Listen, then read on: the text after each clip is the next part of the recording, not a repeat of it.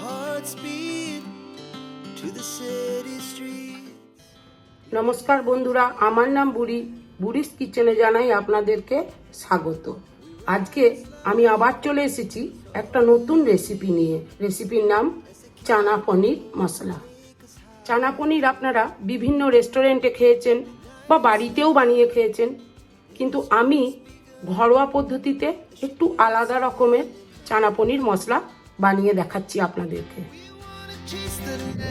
তো চানা পনির বানানোর জন্য আমি নিয়ে নিয়েছি চানা বা কাবলি ছোলা। এই কাবলি ছোলা আমি সারা রাত ভিজিয়ে রেখেছিলাম। এবার আমি কুকারে সেদ্ধ করে নেব।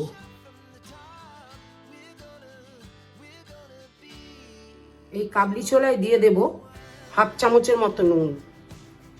এবার কুকারের ঢাকনা লাগিয়ে দিয়ে 2 থেকে 3টে সিটি দেব।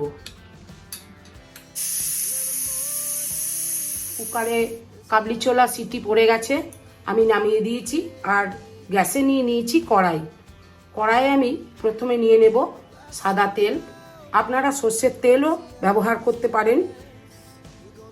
পনির নিয়ে নিয়েছি, পনির প্রায় 300 মতো আছে। আর তেলও গরম হয়ে গেছে। পনিরগুলি আমি একটু বড় সাইজের কেটেছি। এবার আমি তেলে দিয়ে দেব অল্প পরিমাণে নুন। আর তেলের মধ্যে দিয়ে দেব লঙ্কার গুঁড়ো, হাফ চামচের থেকে একটু কম। এবার আমি তেলে পনিরগুলি দিয়ে দেব। পনিরগুলো একটু আলতো হাতে নাড়াতে হবে যাতে ভেঙে না যায়।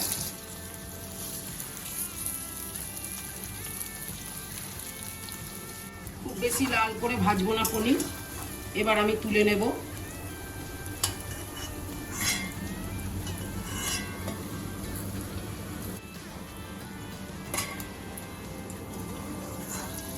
বন্ধুরা, আমি পনির ভেজে তুলে নিয়েছি।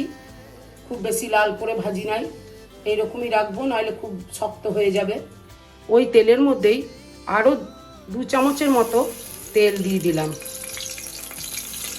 তেল গরম হয়ে এসেছে। এবার আমি তেলের মধ্যে দিয়ে দেব পেঁয়াজ কুচি করে। 2টো পেঁয়াজ মিডিয়াম সাইজের নিয়েছিলাম। পেঁয়াজগুলি বেশ লাল করে ভেজে নেব। পেঁয়াজ ভাজা হয়ে গেছে। এবার আমি দিয়ে দেব আদা, রসুন আর কাঁচা লঙ্কা বাটা।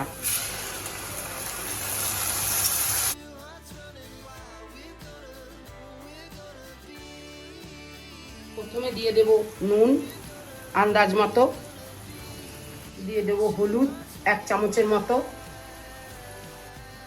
আর দিয়ে দেব চিনি 1 চামচের মতো, আর দেব শুকনো লঙ্কার গুঁড়ো হাফ চামচের মতো, আর দিয়ে দেব জিরে গুঁড়ো হাফ চামচের থেকে একটু বেশি। এবার আমি ভালো করে নাড়িয়ে নেব। চানা পনির তো, তাই মশলাটা যত কষবেন তত চানা পনিরের টেস্ট বাড়বে। এইরকম অবস্থায় এবার আমি দিয়ে দেব টমেটো বাটা। 2টি টমেটো আছে মিডিয়াম সাইজের। টমেটো দিয়ে ভালো করে কষিয়ে নিতে হবে। একটু ভালো করে কষাতে হবে যেন টমেটোর কাঁচা গন্ধ না থাকে। এটা আমি নিয়েছি কাজু বাদাম আর গোটা গরম মশলা। গোটা গরম মশলার মধ্যে আছে এলাচ, লবঙ্গ আর দারচিনি। এগুলিকে আমি একসঙ্গে পেস্ট করে ওই মশলার মধ্যে দেব। মশলা খুব ভালোভাবে কষানো হয়ে গেছে। এবার আমি এর মধ্যে কাজু বাদাম আর গোটা গরম মশলার যে পেস্টটা বানালাম সেটা দিয়ে দেব।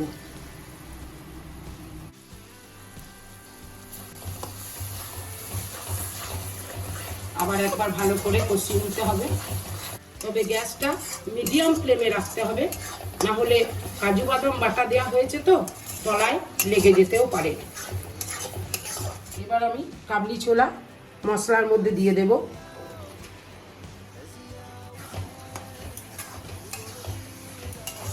কাবলি ছোলা ভালো করে মশলার সঙ্গে মাখিয়ে নিতে হবে।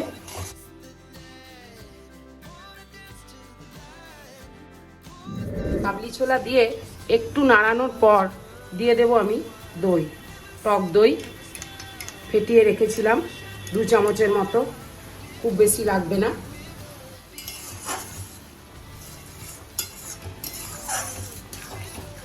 দই দিয়ে ভালো করে নাড়াচাড়া করতে হবে। এবার কাবলি ছোলার মধ্যে দই আর বাকি মশলার ফ্লেভার যাতে ঢুকে যায় বা মিশে যায়, তার জন্য আমি 5 মিনিটের মতো ঢাকা দিয়ে দেব। বন্ধুরা 5 মিনিট হয়ে গেছে। এবার আমি পনির যেগুলো ভেজে রেখেছিলাম সেগুলো দিয়ে দেব।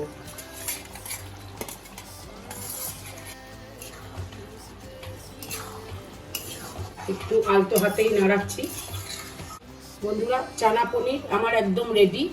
এবার আমি নামানোর আগে একটু কসুরি মেথি ওপর থেকে ছিটিয়ে দেব। এই রেসিপিটি আমার শাশুড়ি মা বলেছেন বানাতে, তাই আমি একটা স্পেশাল দিনে আমার শাশুড়ি মায়ের রেসিপিটি বানিয়ে ফেললাম। স্পেশাল দিনটি হলো আমার ছেলের আজকে জন্মদিন। আর সঙ্গে থাকবেন বন্ধুরা। এই রেসিপিটি কেমন হয়েছে তা আমার শাশুড়ি মায়ের কাছ থেকেই দেখে নিন।